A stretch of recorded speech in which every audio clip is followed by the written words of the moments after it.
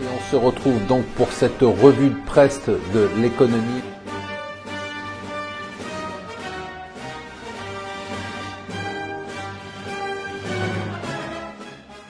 Bonjour et bienvenue sur Mon Financier pour le Morning Zapping. Nous sommes le mercredi 26 septembre. La nouvelle du jour, c'est l'ensemble des déclarations à l'ONU, bien évidemment. Si vous avez le temps, alors je sais que c'est pénible, mais regardez quand même Trump pendant une demi-heure, son discours à l'ONU.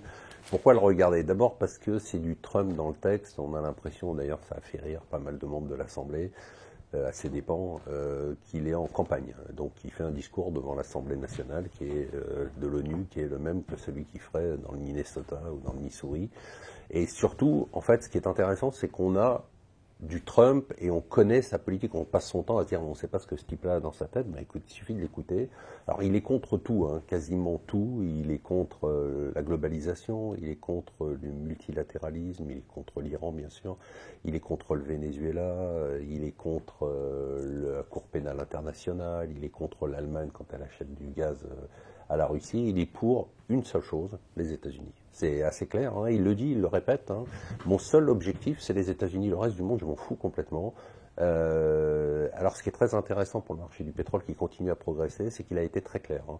Il a dit, on peut pas d'un côté, et c'est assez cohérent, hein, on peut pas d'un côté nous demander, il visait l'Arabie Saoudite et les pays de l'OPEP, nous demander notre protection, sous-entendu contre l'Iran et contre les menaces militaires, et puis de l'autre côté, eh bien, faire monter les prix, alors que vous savez bien que la hausse des prix du pétrole, bah, ça crée la hausse des prix de l'essence, donc la baisse du pouvoir d'achat, et ça c'est très mauvais pour ces élections de mi-mandat. Donc il a été très clair, soit il baisse les prix, soit il prendra des mesures de rétorsion. Il est capable de les prendre. On l'a vu, hein, il l'a fait pour la Chine, il l'a fait pour d'autres pays, donc à attendre. Je vous conseille quand même de le regarder, c'est assez surprenant, mais aussi assez intéressant. La cata du jour, c'est l'Argentine, ça continue. Le patron de la Banque centrale d'Argentine a démissionné. Il est resté que 3 mois en poste pour des accords avec le président. Et le président Macri se bat pour essayer d'obtenir un prêt d'urgence de la part du FMI. Le peso argentin a perdu 5%. Alors, il y a des habitudes qu'il va falloir perdre. Et c'est quand même assez miraculeux. J'ai beau le lire et le relire, j'y crois toujours pas. Le trou de la Sécu, bah c'est fini. 700 millions de surplus. Hein, vous avez bien entendu, la Sécu excédentaire du fait des économies qui ont été menées depuis quelques années. Bravo.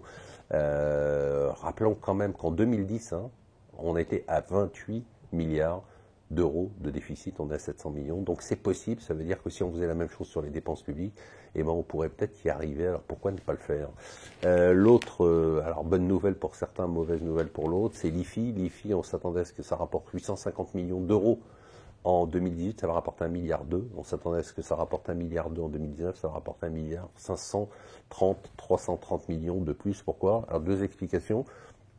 La première, c'est qu'on pense que certains se sont trompés, puisqu'ils ne connaissent pas bien les règles, et notamment pour les sociétés qui ont de l'immobilier, pour les crédits, est-ce qu'il faut prendre son crédit en compte ou pas, et le déduire de l'estimation de ses biens? Oui, bien évidemment, mais bon, certains ont dû se tromper, donc l'administration fiscale pense qu'il y a eu des erreurs. D'autre part, il y a eu une mauvaise appréciation du patrimoine immobilier français, ce qui est assez étonnant, parce que l'immobilier était déjà dans l'ISF, donc on comprend pas très bien pourquoi il y aurait une difficulté à évaluer le patrimoine immobilier, mais en tout cas c'est le but. À part ça, qu'est-ce qu'il y a? Pas grand-chose. Si, deux choses sur la vie des entreprises. Pour une fois, c'est pas Air France, mais c'est Ryanair qui se tape une grève encore. Bon, on peut rigoler pour une fois que ça nous arrive pas à nous. Et d'autre part, malgré la remontée du titre assez spectaculaire, hein, dont on vous avait déjà parlé, on vous avait recommandé Casino à l'achat au moment où il a été très attaqué, eh bien on s'aperçoit que le titre est encore le plus vendu à découvert de la place de Paris, c'est-à-dire que malgré la remontée du titre, les gens sont, les spéculateurs, notamment les hedge funds, sont toujours vendeurs à découvert de la valeur Casino. Ça veut dire que si elle devait remonter, elle a encore un potentiel assez important. Voilà, je vous souhaite une excellente journée.